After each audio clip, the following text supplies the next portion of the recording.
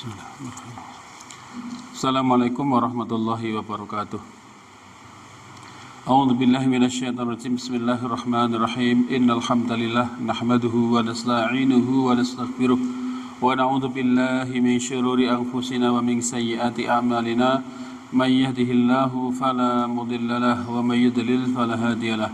Asyhadu an la ilaha illallah wahdahu la syarika lahu wa anna Muhammadan abduhu wa rasuluh.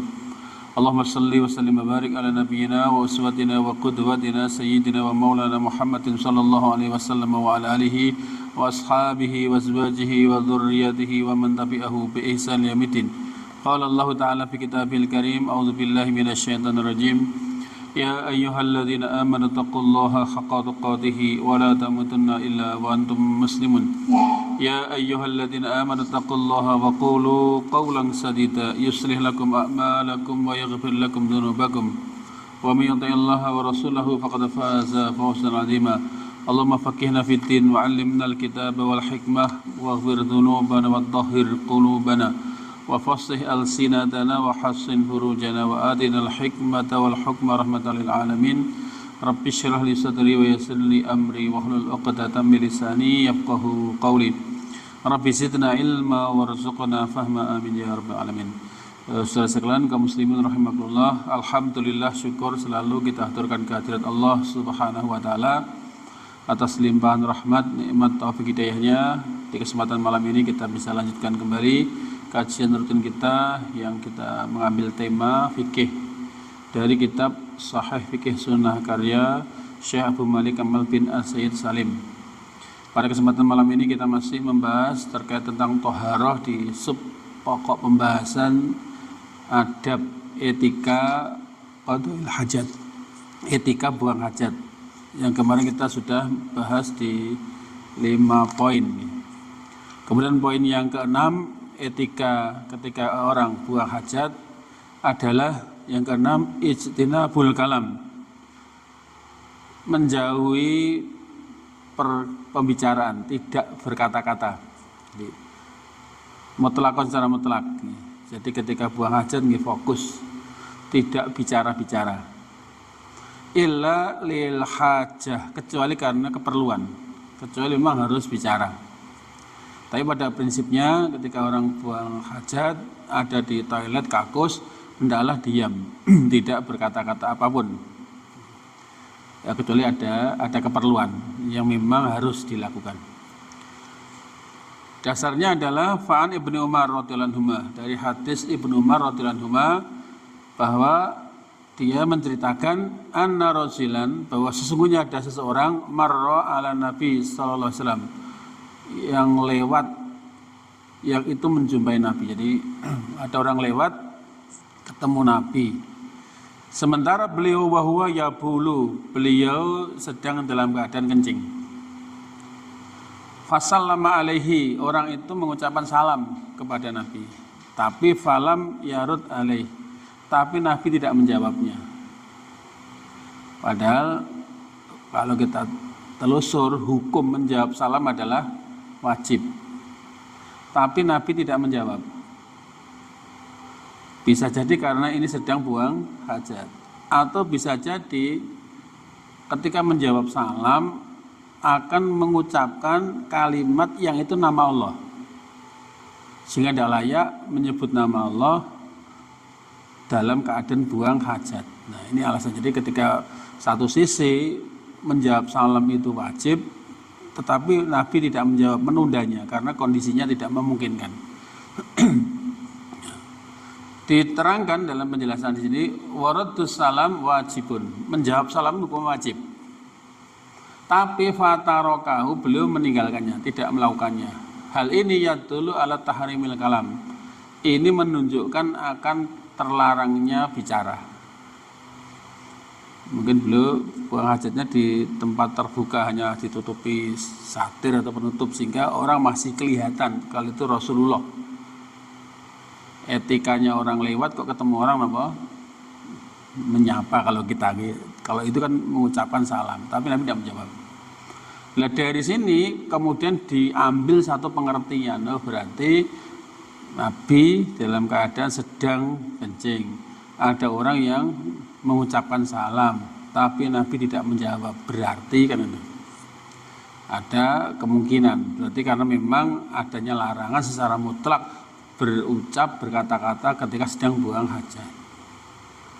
Atau la siyama, apalagi idza kana bi dzikrillah taala, apalagi kalau kalimatnya itu adalah ada unsur zikir kepada Allah, menyebut nama Allah. Misalkan kalau menjawab salam kan waalaikumsalam warahmatullahi wabarakatuh, menyebut nama Allah. Maka selain tidak etis ketika sedang kencing berkata-kata, apalagi perkataannya ada unsur menyebut nama Allah. Itu kaidah pokok.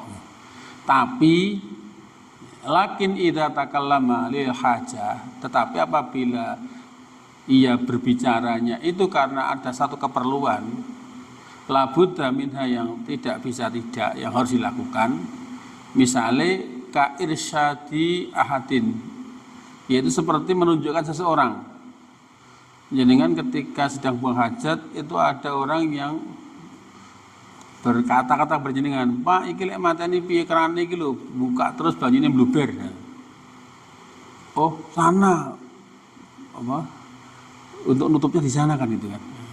Misalnya apa suatu ketika, Pak iki ada kebakaran, alat pemadamnya di mana kan itu. Maka walaupun jenengan kayak ngeden itu boleh napa berkata-kata. Kalau itu misalnya perlu gitu. Jenengan pas di toilet ada yang dodok-dodok, wah kita bayar utang. Wah, ketika jenengan tidak, aku di rumah tidak bilang begitu, lolos sih kan gitu. Atau yang lainnya. Jadi ketika kalimat itu memang perlu dan memang harus diucapkan, maka dalam kondisi itu boleh berkata-kata sebatas yang diperlukan tadi. Sehingga itu kan sambil bersenandung atau nyanyi ya kan. Itu. Yang penting pokoknya di toilet itu khusyuk wis diem, tidak ada kalimat yang terucap kecuali memang perlu. Atau tolabimain, atau orang yang buang hajat meminta air, begitu masuk kamar mandi sudah buang hajat mau cebok kerannya mati, tolong misalnya tolong bawakan air misalnya gitu kan tidak apa-apa. Nah, kan mungkin kan begitu sudah dodok ternyata kerannya mati, aduh lagi, maka boleh bicara kepada orang karena keperluan, misalnya untuk meminta air. Atau yang semisal. Maka yang seperti ini kalimat yang diucapkan fa innahu yubahu, maka sesungguhnya dia diperbolehkan. Jadi berkata-kata yang seperti itu diperbolehkan.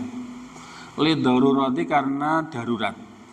Misalnya kalau karena kepentingan mendesak itu boleh berkata-kata, berbicara meskipun sedang dalam keadaan buang hajat. Wallahu a'lam. Jadi begini ya, jadi ketika dalam hukum itu ada kaidah pokok, tetapi itu tidak menafikan ada kondisi tertentu sehingga hukum tidak berlaku saklek seperti itu kan. Artinya kadang orang itu memahami hanya pada bagian pokoknya ini, padahal ada kalanya situasi tertentu yang itu kategorinya mendesak atau darurat, itu hukum bisa berubah. Ya misalnya kayak ayat yang cetok, orang diharamkan makan bangkai darah dan seterusnya, tapi famanit turo, barang siapa yang dalam keadaan terpaksa, itu kan boleh. Sehingga setiap kaidah pokok itu ada kaidah umum. Ya. Ketika ada hukum yang sifatnya khusus, nanti akan ada sifat yang sifatnya umum. Nah, sehingga ini ya juga perlu diketahui supaya orang selalu mendapatkan solusi manakala muncul permasalahan. Karena agama itu prinsipnya innad dina yusrun, sesungguhnya agama itu mudah. Yang sulit itu kalau kita tidak paham agama, ngertinya pokoknya harus begini, kalau nggak begini salah itu. Padahal ada kalanya kondisi tertentu itu yang kadang-kadang sesuatu yang tadinya dilarang itu diperbolehkan. Sehingga dalam kaidah fikih itu kan ada kaidah ad-daruratu tubihul mahdurah. Kondisi darurat itu memperbolehkan sesuatu yang dilarang. Dalam kondisi darurat maka sesuatu yang dilarang itu bisa jadi diperbolehkan. Sehingga di usul fikih itu ada kaidah ad-daruratu tubihul mahduratan. Jadi keadaan darurat itu memperbolehkan perkara yang terlarang. Kemudian etika berikutnya ketika buang hajat. Yang ketujuh adalah ijtinabu qada'il hajah, menghindarkan diri dari buang hajat fi tariqin nas, di jalan yang dilewati orang. Nah, ini ada yang kurang gawean kan, kencing tengah jalan dibentuk tulisan. Nah, ini hati-hati, berarti potensi pelanggaran itu terjadi kan, kurang gawean itu kan. Jadi yang dilarang untuk dihindari adalah apa? Buang hajat di jalan yang dilewati orang. Wa mustadillihim, dan tempat yang digunakan berteduh. Misalnya di sini halte, apa bawah pohon yang rindang, apa di gerdu, itu tidak boleh. Karena ini akan mengganggu kenyamanan orang. Sehingga itu dilarang. Walaupun tetap ada orang sing aneh itu kan, kurang gawean itu kan. Atau yang semisal, ada tempat-tempat umum, tempat-tempat yang biasa digunakan orang berlalu lalang, istirahat atau yang lainnya, itu tidak boleh. Dasarnya apa? Fa'an Abi Hurairah, berdasarkan hadis dari Abu Hurairah radhiyallahu an, anna Nabiyya sallallahu alaihi wasallam qala, bahwa Nabi sallallahu alaihi wasallam pernah bersabda, ittaqu allainaini, takutlah kamu atau jauhilah olehmu dua orang yang terlaknat. Artinya jangan sampai kamu termasuk bagian darinya. Qalu, mereka berkata para sahabat, wa ma la'anan ya Rasulullah.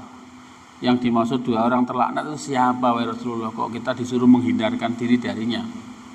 Qala, beliau bersabda, alladzi yatakhalla fi tariqin nas, yaitu orang yang buang hajat di jalanan yang dilewati orang. Au fi dhillihim, atau buang hajat di tempat berteduhnya orang. Ini artinya perilaku tercela yang jelas-jelas itu mengganggu kenyamanan orang. Padahal di antara etika mulia, termasuk cabang dari iman, adalah di antaranya tertinggi la ilaha illallah, paling rendahnya adalah menyingkirkan gangguan yang ada di jalan yang dilewati orang. Bukan justru menimbulkan gangguan. Kalau ada sesuatu yang mengganggu yang itu ada di jalan, itu justru menyingkirkan. Nah, yang di sini termasuk dua orang yang terlaknat adalah sebagai bersabda Nabi, orang yang buang hajat di jalan yang dilalui orang atau di tempat berteduhnya. Ini hadis sahih riwayat Imam Muslim dan Abu Dawud. Ya jelas tidak ada etis lah. Yang ke-8, ijtinabu tabawul fil mustahim, menghindarkan diri dari kencing di mustahim. Ini bisa dimaknai di kolam renang. Wah, sambil renang sekalian apa? Kencing, alah wong ora ngerti kan itu. Ini kan daerah itu tempat digunakan mandi tapi digunakan untuk kencing. Atau makna yang napa nggih? Nah, kan sekarang itu ada model tempat mandi yang namanya apa itu? Batap. Wong klikaran karo kungkum lho. Nah, padahal mandi itu fungsinya membersihkan tubuh dari kotoran atau bahkan najis. Tapi kalau kencing di tempat mandi gimana? Nah, atau tempat mandi umum. Atau yang ada memaknai hendaklah tempat mandi itu beda dengan toilet. Tempat yang khusus mandi, tapi ke toilet WC kencing di tempat yang berbeda, supaya nanti tidak ada sesuatu yang jadi repot. Jadi repot itu begini, kan bisa jadi di rumahan atau di tempat mana itu rumahnya kan sempit. Mandi ya di situ, kencing di situ, wudhu sekalipun juga di situ kan. Jadi yang kemudian timbul problem kan, nanti ada pertanyaan, boleh enggak kita membaca basmalah di kamar mandi, membaca di kamar mandi, padahal kamar mandi itu yogi mandi, yogi kencing, ya wudhu gimana Pak? Makanya idealnya kalau memungkinkan tempat mandi itu sendiri, sementara toilet juga sendiri. Walaupun tidak bisa dihindari mandi sambil kencing maksudnya. Kalau di rumah saya di kampung itu ya beda antara jeding karo WC itu beda. Jadi ada satu tempat memang khusus mandi. Ada tempat yang itu khusus untuk buang air kecil besar. Sehingga kan begini, misalnya kan ketika mandi besar itu di antara sunnahnya adalah diawali dengan wudhu. Nah, sementara nanti ada kaidah yang kita kadang jadi pertentangan, itu boleh tidak menyebut nama Allah di kamar mandi. Kalau di kamar mandi tidak apa-apa, kalau di toilet itu jadi repot.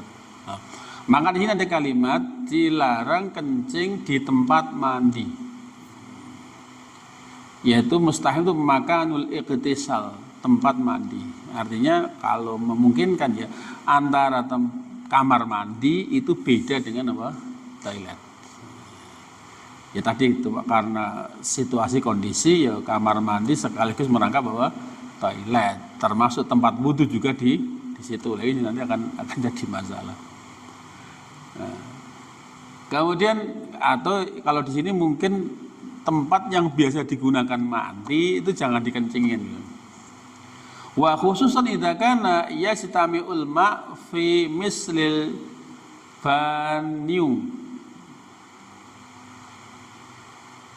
Lebih khusus di tempat di mana air mengumpul, menggenang, tidak mengalir, seperti di bak mandi itu bathtub tadi loh, tempat di hotel biasanya. Di hotel itu tempat mandinya sing napa bentuke nggih kungkum tadi loh. Nah, itu kan kalau dipenuhi tambah sabun dumpluk itu lah itu mandi harus sekaligus sekali kencing itu bisa merusak air dan fungsi mandi kan gitu kan. Atau skala besar kencing di kolam renang, berenang sambil kencing aja guyang-guyang wong do alah ra ngerti wong kan gitu. Nah, itu kan etika yang tercela gitu kan. Atau yang semisal, pokoknya jangan kencing di tempat mandi, apalagi tempat mandi sing airnya tidak mengalir, termasuk kolam, termasuk bathtub tadi. Dasarnya apa?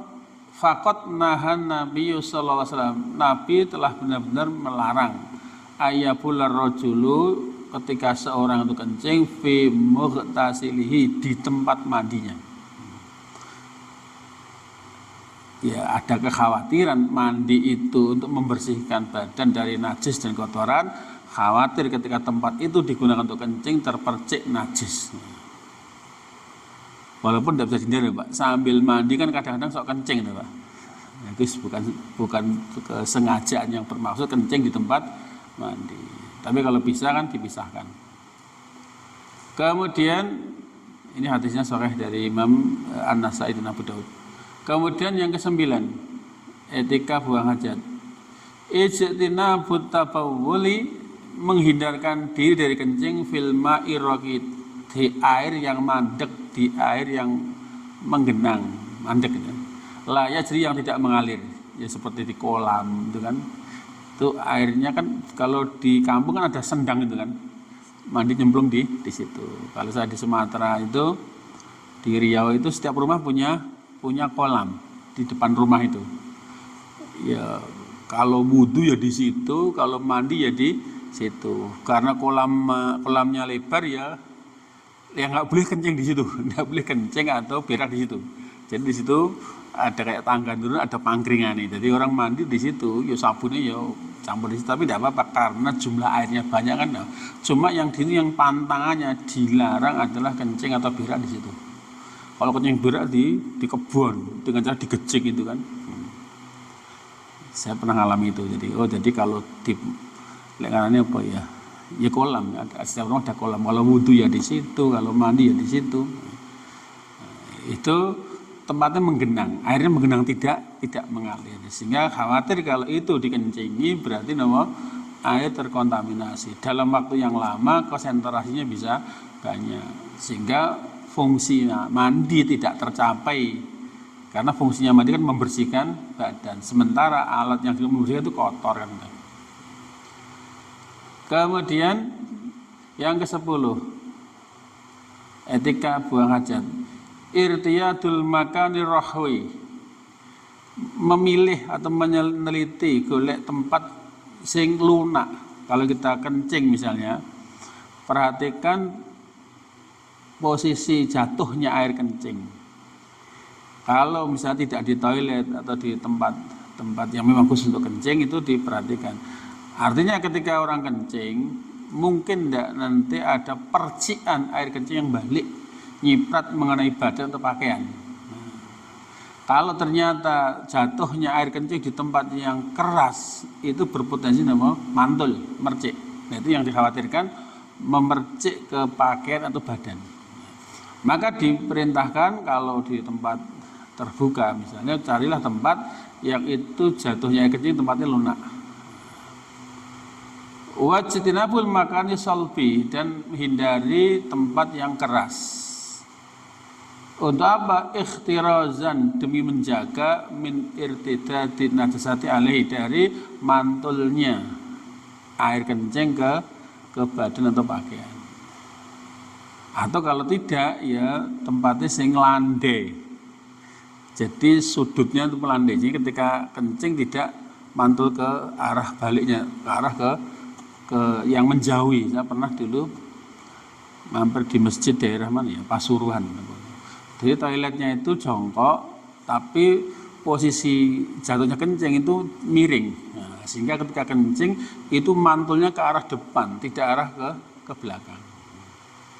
Coba kalau kita misalnya di kamar mandi mana lah, kita ketika tidak ada tempat khusus itu kan potensi kan mercik kan terjadi karena itu lantai, jubin dan seterusnya. Kecuali dibuat pelengsengan miring itu, sehingga kita kencing jatuhnya mantulnya ke arah yang berlawanan dari arah berdirinya orang tadi, sehingga aman. Jadi maksudnya ini kalau di luar, di tempat terbuka, maka jangan memilih tempat yang keras sehingga air kencing yang jatuh berpotensi mercik balik mengenai badan. Kemudian yang ke-11, iltizamu adabil istinja, berkomitmen kepada adab-adab istinja allati taqaddama dzikruha, yang sudah disebut terdahulu. Mulai dari tidak menghadap kiblat, menutup diri dari pandangan orang atau menjauh, tidak cebok dengan tangan kanan dan seterusnya. Kemudian terakhir, ayaqula idza kharaja ghufranak. Ini kalau konteksnya buang hajatnya di tempat tertutup, di toilet atau kakus, maka hendaklah ketika keluar dari tempat buang hajat itu mengucapkan doa ghufranaka. Ya Allah, yang kami mohonkan adalah ampunanmu. Nah, pertanyaannya, korelasinya apa? Hubungannya apa? Kok keluar dari toilet kok ucapannya apa? Ghufranak. Para ulama menjelaskan, inilah diantara sesuatu yang mungkin kita dianggap melakukan sesuatu yang dosa. Maka harapannya apa? Karena apa? Satu-satunya momen orang tidak boleh menyebut nama Allah adalah ketika toilet. Berarti ada sekian waktu orang tidak mengingat Allah, tidak menyebut nama Allah. Kan mungkin saja kan ketika orang di kamar mandi tiwas tidak nyebut nama Allah, kepleset, kejengkang, jaduk, mati kan mungkin. Artinya kan kita secara etis, normatif itu diperintahkan udkurullah dzikran katsira, sebutlah nama Allah sebanyak-banyaknya. Bahkan dalam ayat alladzina yadhkurunallaha qiyama wa qu'uda wa ala junubihim, itu kan orang-orang yang ulul albab itu adalah senantiasa zikir kepada Allah dalam keadaan berdiri, dalam keadaan duduk, dalam keadaan berbaring. Nah, tapi ada momen yang kita dilarang zikir kepada Allah, yaitu momen ketika di toilet. Nah, artinya apalagi yang toiletnya suwi, itu kan berarti ada sekian waktu orang memang tidak ingat Allah secara sengaja kan itu. Mungkin tidak jalan karo murojaah kan tidak mungkin, tidak bisa. Jadi maka dari itu sebagian ulama menjelaskan kenapa keluar toilet kok ucapannya bahwa yang aku harapkan adalah ampunanmu ya Allah. Berarti ada dosa yang terjadi ketika itu. Dosanya apa? Tidak menyebut nama Allah, tidak ingat kepada Allah. Berarti ya walaupun setelah itu apa? Alhamdulillahilladzi azhaba ani al-adza wa afani. Nah, segala puji bagi Allah yang telah menghilangkan kotoran dari kami dan memberikan ampunan kepada kami. Jadi kan ada tambahan panjang tadi. Nah, dasarnya apa ini? Itu adalah dari Aisyah, dari Aisyah radhiyallahu anha, anna nabiyya, bahwa sungguhnya Nabi sallallahu alaihi wasallam kana idza kharaja minal khala, apabila beliau keluar dari kakus, qala, beliau mengucapkan ghufranak, ya Allah, yang aku mohon kepadamu adalah ampunanmu. Padahal Nabi itu kan senantiasa apa? Zikir kepada Allah. Nah, kecuali yang jelas-jelas tidak zikir adalah ketika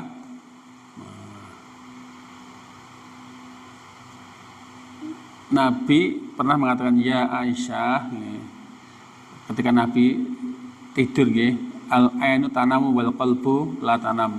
Wahai Aisyah, saya ketika tidur itu yang merem mata saya, tapi hati saya tetap melek kepada Allah. Lah, di poin yang Nabi tidak berzikir itu adalah ketika apa? Kita lihat Nabi berzikir pada setiap saat, pada setiap kondisi. Bahkan sampai junub pun Nabi juga zikir, tapi ketika di toilet beliau tidak. Nah, sehingga ketika keluar kok ucapannya apa?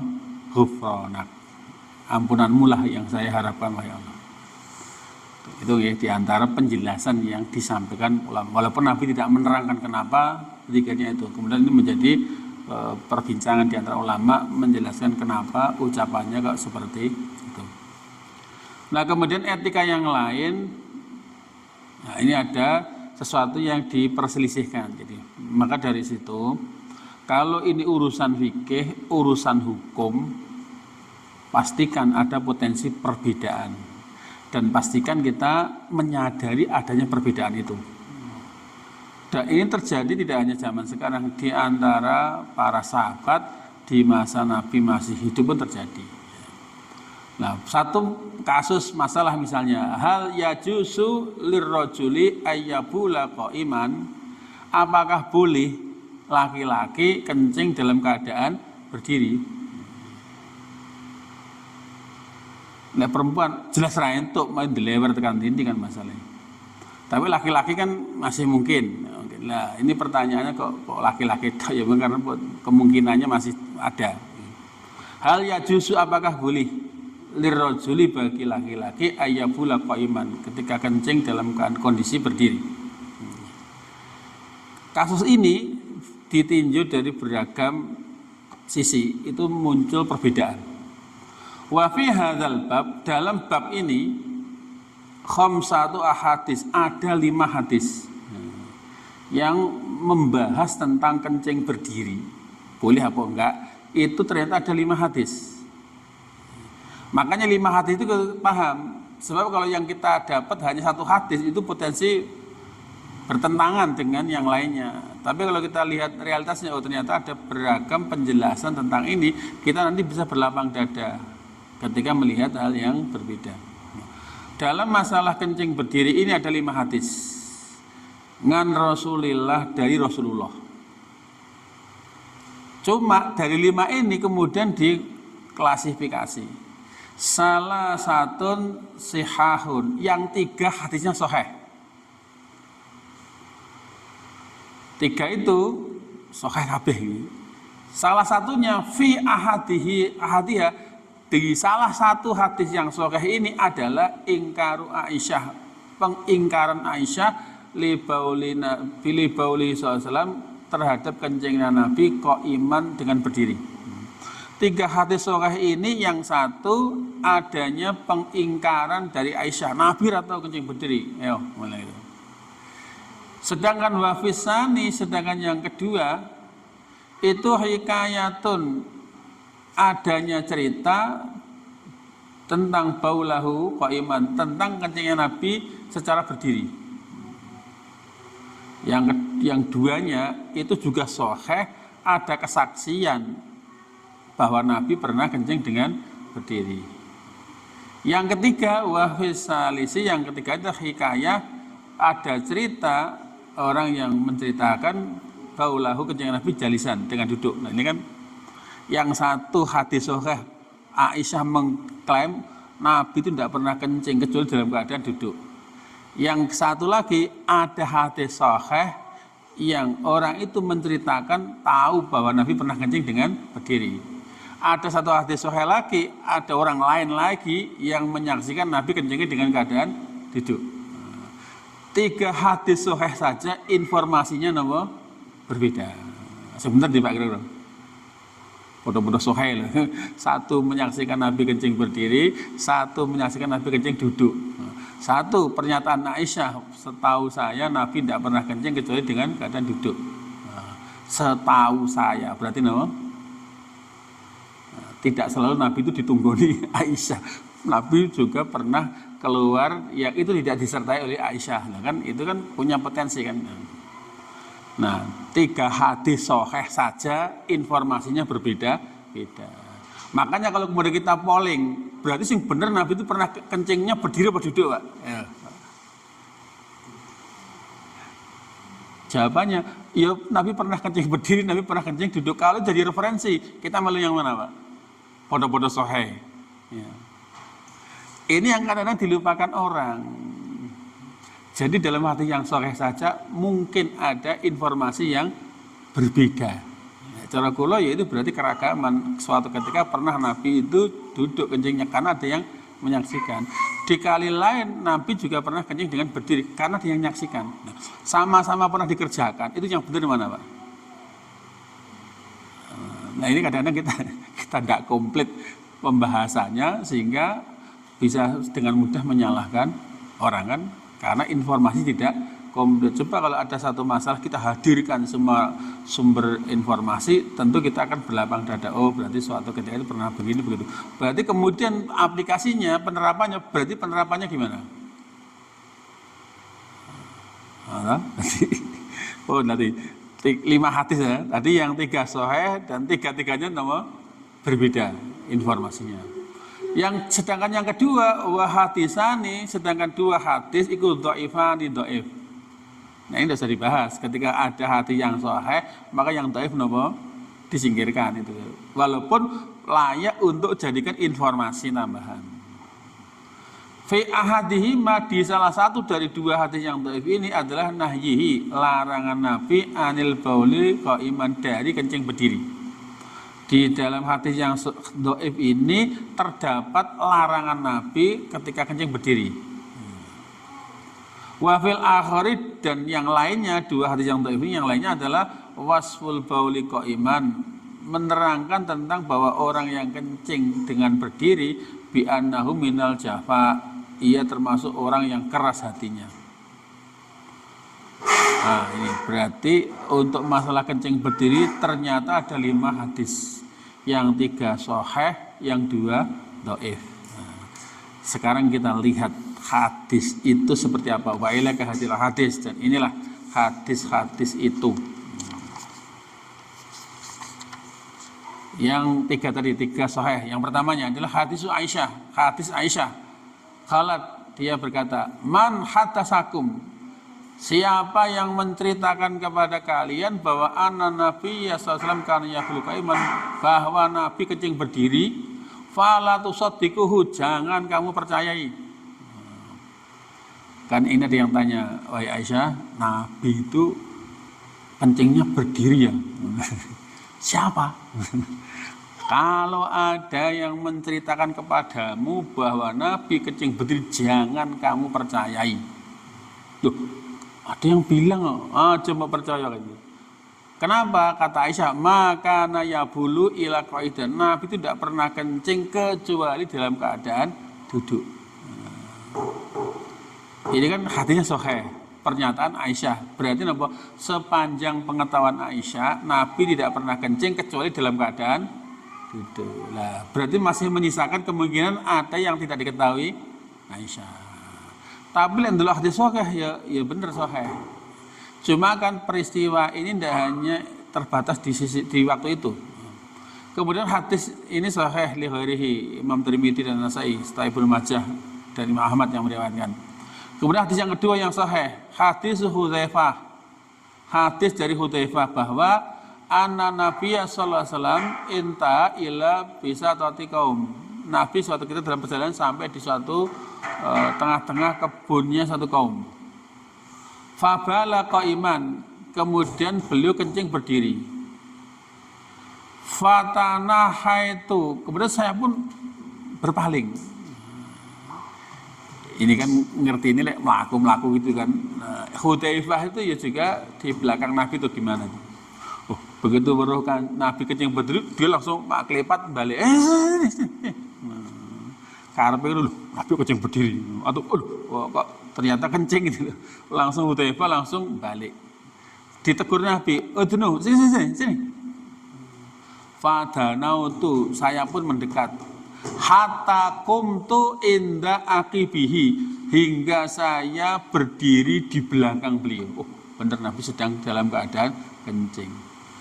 Berarti sahabat Hudzaifah tahu dengan mata kepala sendiri. Tadinya hanya, wah kata Nabi kayak mungkin tidak berkenan. Begitu luwes disuruh mah mendekat. Sini, biasa pergi.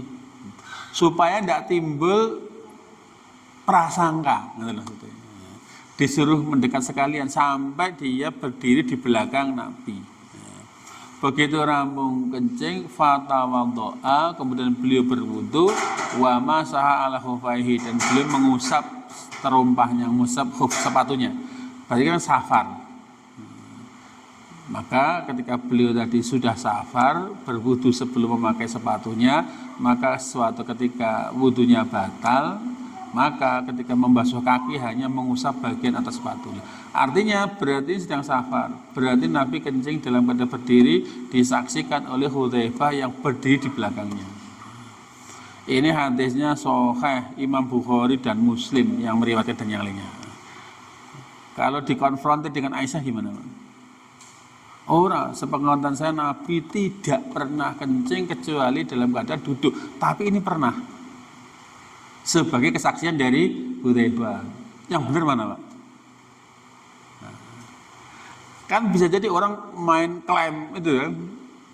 Itu kultur sebatas yang dia ketahui. Tapi ada orang lain di momen yang tidak dia ketahui menyaksikan bahwa Nabi pernah kencing dengan cara berdiri. Nah, maka tadi kita sampaikan, ketika kita mendapatkan sesuatu yang berpotensi khilaf, maka hadirkan semua informasi berkait dengan itu. Nah, terkait tentang kencing berdiri, ternyata di kitab ini dihadirkan 5 hadis supaya kita tidak salah dalam mensikapi satu perbedaan.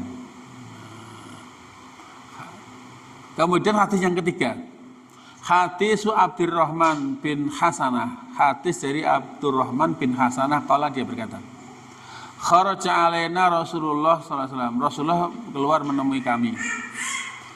Fi yadihi kaihati darqah. Di tangan beliau membawa sesuatu semisal ember apa itu. Fa wada'aha, kemudian beliau meletakkan. Suma jalasa khalfaha, kemudian beliau duduk di belakangnya.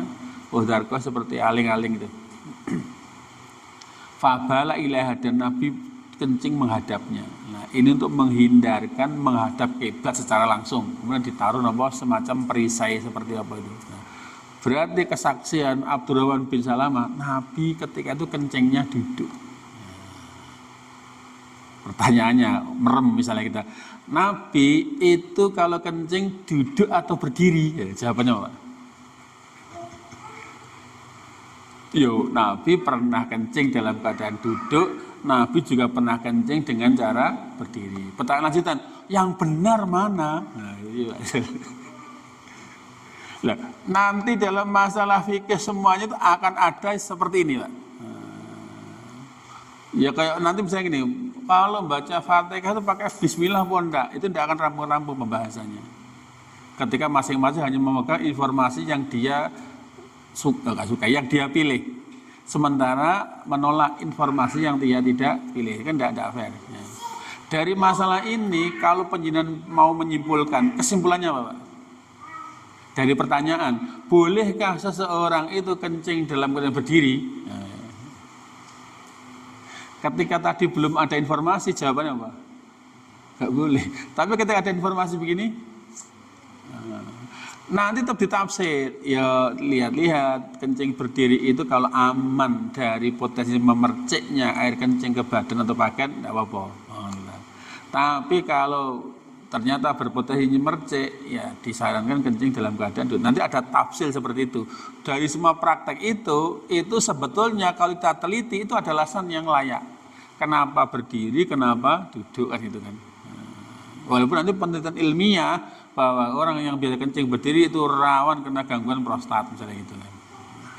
Atau yang lainnya itu kan efek dari larangan itu yang sebetulnya ingin dihindarkan. Tapi melihat kenyataan ini bisa saja kan ketika ternyata di toilet ini desain toiletnya kita kencingnya harus berdiri, ya sudah berdiri aja kan gitu kan. Nggak usah memaksa semua angkring nih toilet duduk itu kan so bedah itu kan ya bahaya kan. Artinya kan bisa jadi ketika ternyata kita di tempat umum, toilet umum ternyata desain toiletnya rasido lek ono ora sunah misalnya. Ora sunah piye, Nabi sunahnya juga kencing pernah dalam keadaan repot kalau aku dilabeli, wah ini toilet tidak sunnah gimana? Berdiri, Nabi pernah kencing berdiri kok. Nah, ini tadi repot kan ketika pelabelan sunnah itu tidak komplit memahami sunnah-sunnah yang pernah diamalkan Nabi. Ini tiga aja hati yang sahih ternyata berlawanan. Kemudian hati yang keempat yang dhaif tadi. Ngan Ibnu Umar, dari Ibnu Umar, dia berkata, Umar, sahabat Umar pernah berkata, Ro'ani Rasulullah SAW abulu qa'iman. Rasulullah pernah melihat saya, konangan bahwa saya saat itu kencing berdiri. Jadi Umar cerita, Rasulullah pernah melihat saya bahwa ketika itu saya kencing dalam keadaan berdiri. Faqala, maka Nabi menegur, ya Umar, wahai Umar, la tabul qa'iman, jangan kencing berdiri kamu. Berarti pas Umar konangan kencing berdiri ditegur Nabi, ya Umar, kamu jangan kencing berdiri. Qala, Umar kemudian berkata, fama bultu qa'iman ba'du, sejak itu saya tidak pernah kencing berdiri. Cuma hadis ini dhaif. Berarti dhaif, lemah kan ke status hadisnya. Sementara ketika tadi ada hadis yang sahih, ya berarti yang dirujuk hadis yang sahih. Berarti ini ada kalimat larangan Nabi tentang kencing berdiri. Cuma hadisnya dhaif.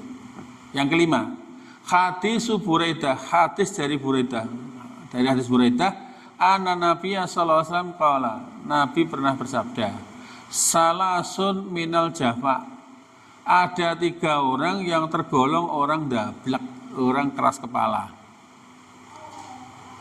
Siapa dia? Yaitu 1, ayyabul rajul qa'iman, seorang laki-laki kencing berdiri, itu dablek. Yang kedua, au yamsaha jabhatahu qabla ayyafruha min salatihi, atau orang yang mengusap dahinya sebelum rampung dari sholatnya. Misalnya kan, mungkin saja kan ketika sujud di tempat berdebu diusap-usap.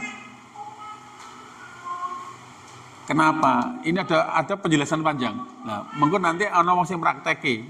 Nah, makanya jangan diguyu. Misalnya kan begitu ada orang sholat, assalamualaikum langsung usap. Apa komentarnya dengan bid'ah rati contoh Nabi lah mau oleh pas sholat rain to, berarti kan ini maksudnya gini, jangan diusap karena apa, ada penjelasan gini, karena tanah debu yang nempel ketika orang sholat itu akan jadi saksi pada hari kiamat loh. Mungkin toh Pak, ketika orang batu ikan reget, nah, terus ngusap ketika sholat tidak boleh, kapan ngusapnya berarti? Nah, makanya jangan langsung suudzon, begitu assalamualaikum langsung orang ngusap, badu.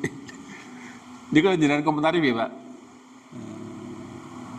Kita kadang langsung mengatakan bahwa bid'ah, itu kan diperintah sebetulnya. Karena kalau ngusapnya di tengah-tengah sholat sebelum rampung itu termasuk bocah ndablek kan ini. Berarti kalau ngusapnya rampung sholat. Nah, artinya kadang-kadang potensi kemungkinan kita tidak pernah bahas.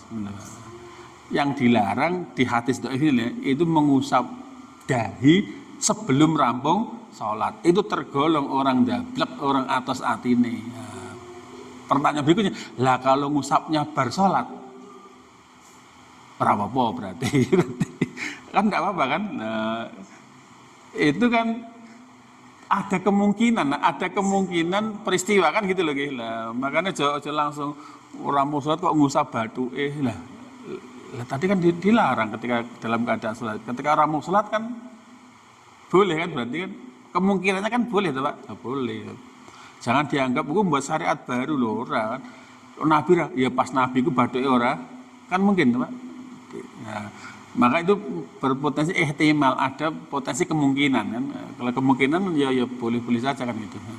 Yang ketiga, au yang fi sujudi, atau meniup di tempat sujudnya kan, baru-baru tempat yang ngeres reket tadi loh.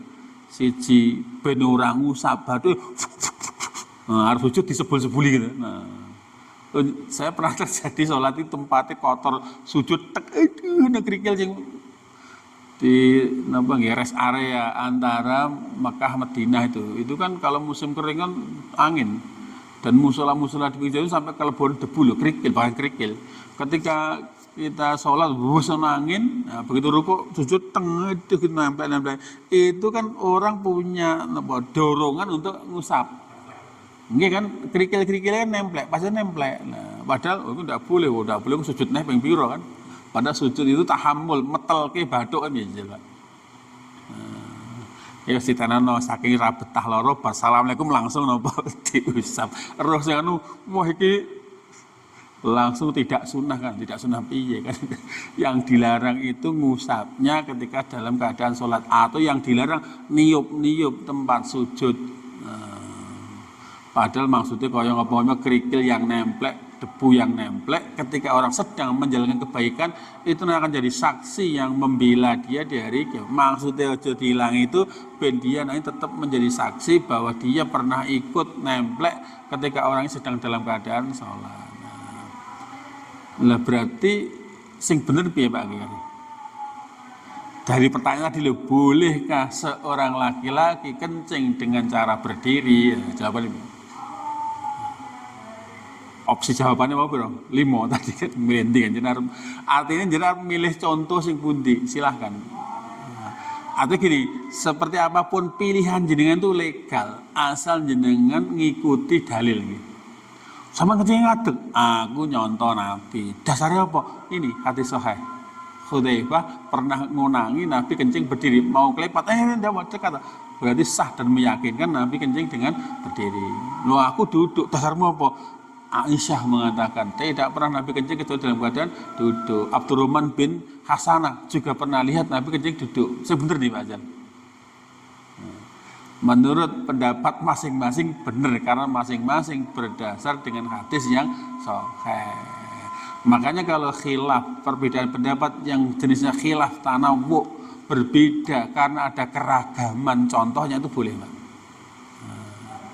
Maka sekali lagi kita menahan diri untuk menjustifikasi orang yang beda pendapatnya dengan itu salah, gitu Pak. Karena ternyata di beberapa hadis yang sahih ini menunjukkan adanya perbedaan. Nah, kemudian penulis itu menjelaskan supaya tidak bingung.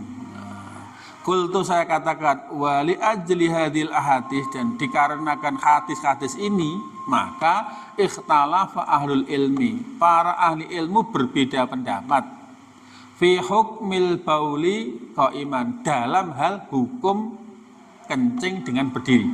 Para ulama saja dengan hadirnya 5 hadis ini akhirnya berselisih pendapat tentang hukum kencing dengan berdiri. Terdapat 3 putusan hukum mensikapi tentang kencing berdiri. Nah, ini yang bicara ahli ilmu.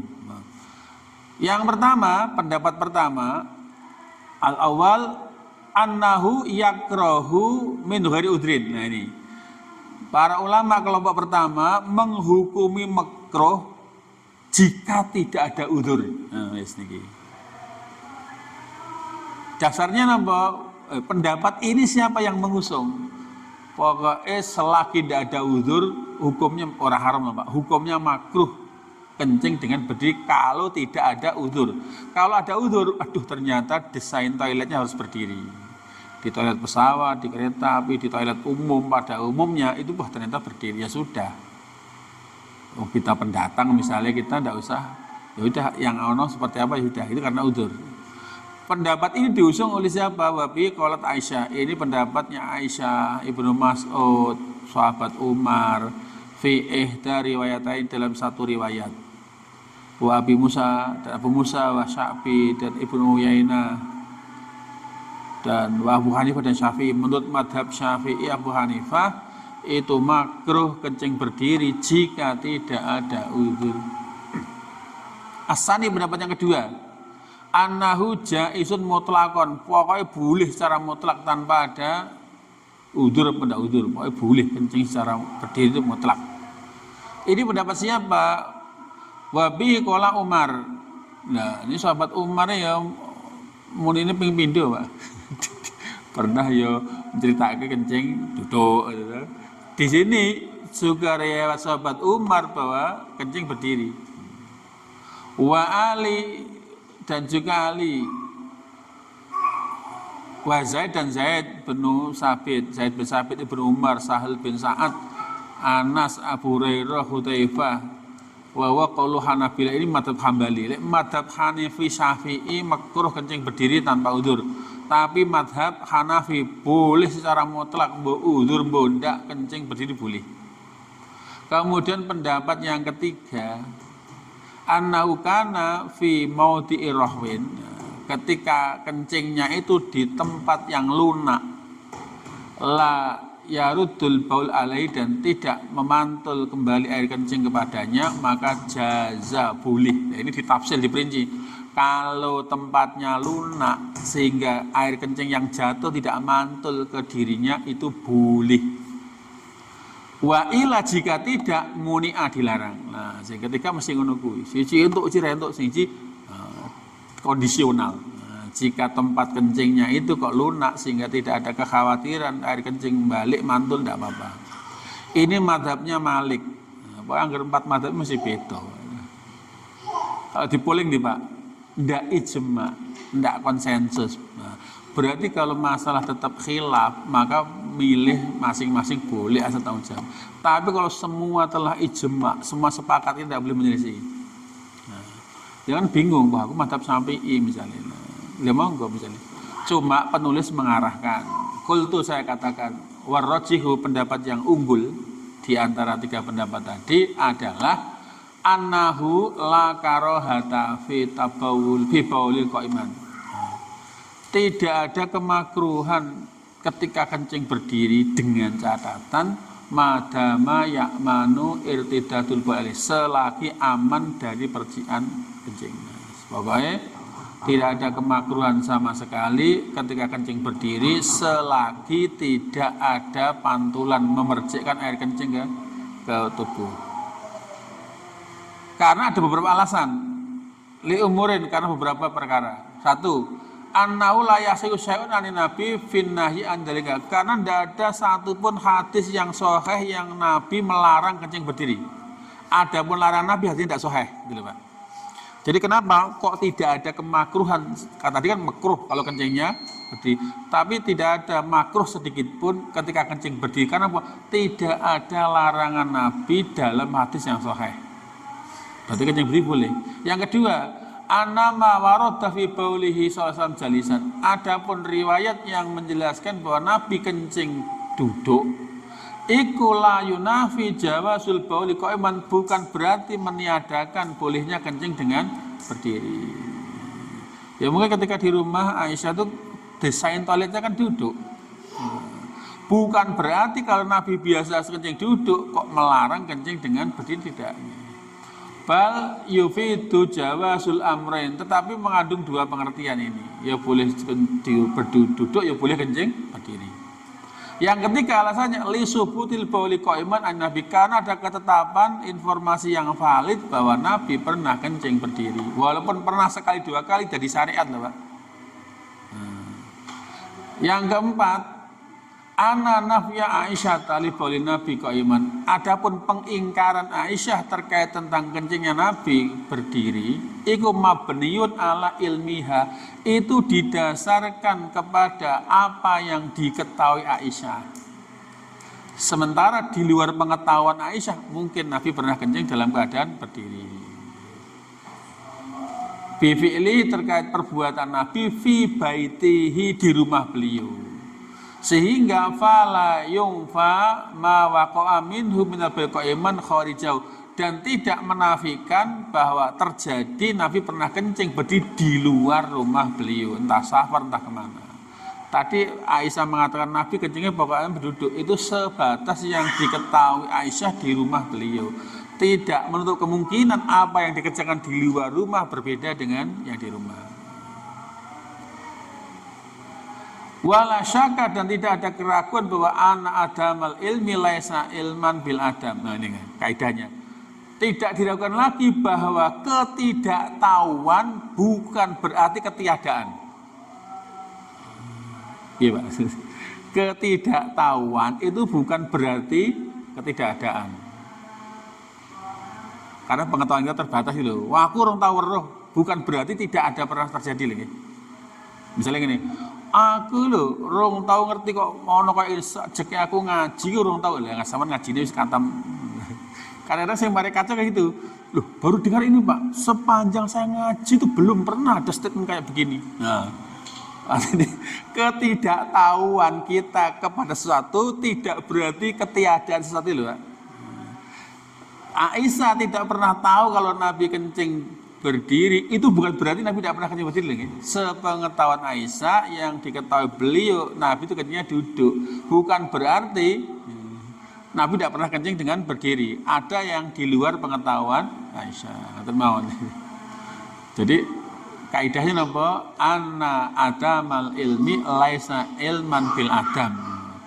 Ketidaktahuan terhadap sesuatu bukan berarti ketiadaan sesuatu. Wa anna man alima, dan adapun orang yang tahu seperti Hudzaifah dan yang lainnya, itu hujatun, jadi dalil. Berarti kalau dikonfrontir, ya Aisyah monggo bilang begitu, tapi saya tahu sendiri kok Nabi kencing dalam keadaan. Nah, makanya Aisyah ketika mempraktekkan dan mengajar kencing duduk karena dasarnya pengetahuan dia tentang kencingnya Nabi yang duduk. Sementara Hudzaifah dan yang lainnya pernah melakukan kencing berdiri karena juga sepengetahuan beliau bahwa Nabi kencing dengan berdiri. Ini juga dalil.